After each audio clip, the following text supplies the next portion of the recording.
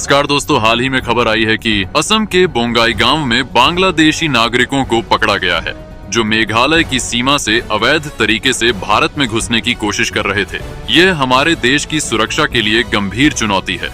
असम के मुख्यमंत्री हिमंता बिस्वा शर्मा ने कहा है कि अब तक 330 से अधिक अवैध घुसपैठियों को पकड़ा और बाहर भेजा जा चुका है। सरकार सीमा सुरक्षा को लेकर कड़ी कार्रवाई कर रही है। हालांकि इस मुद्दे ने राजनीतिक रंग भी ले लिया है। भाजपा ने तृणमूल कांग्रेस पर आरोप लगाया है कि वे अवैध घुसपैठियों को संरक्षण दे रहे हैं। वहीं तृणमूल कांग्रेस ने इन आरोपों को गलत बताया और इसे बंगाली समुदाय के खिलाफ भड़काने की कोशिश बताया है।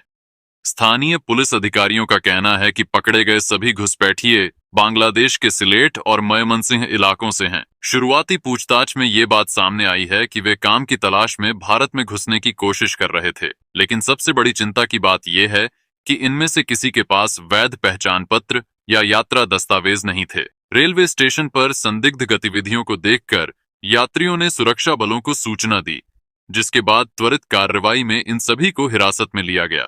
इनसे जुड़ी जांच अब भी चल रही है और सुरक्षा एजेंसियां यह पता लगाने की कोशिश कर रही हैं कि क्या ये घुसपैठिए किसी बड़े नेटवर्क का हिस्सा हैं। राज्य सरकार अब बॉर्डर इलाकों में बीएसएफ और पुलिस के बीच बेहतर समन्वय के लिए एक संयुक्त मॉनिटरिंग सिस्टम की बात कर रही है।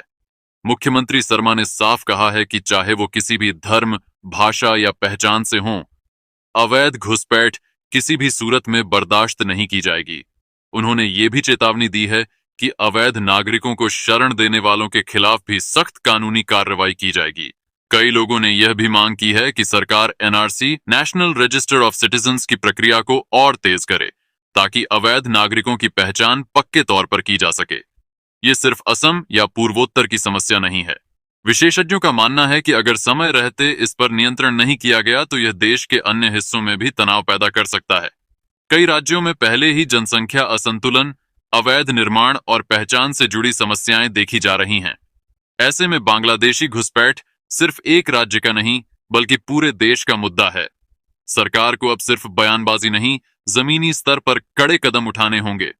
सीमाओं की निगरानी, तकनीकी सुरक्षा और जनता की भागीदारी तीनों मिलकर ही इस समस्या से निपटा जा सकता है।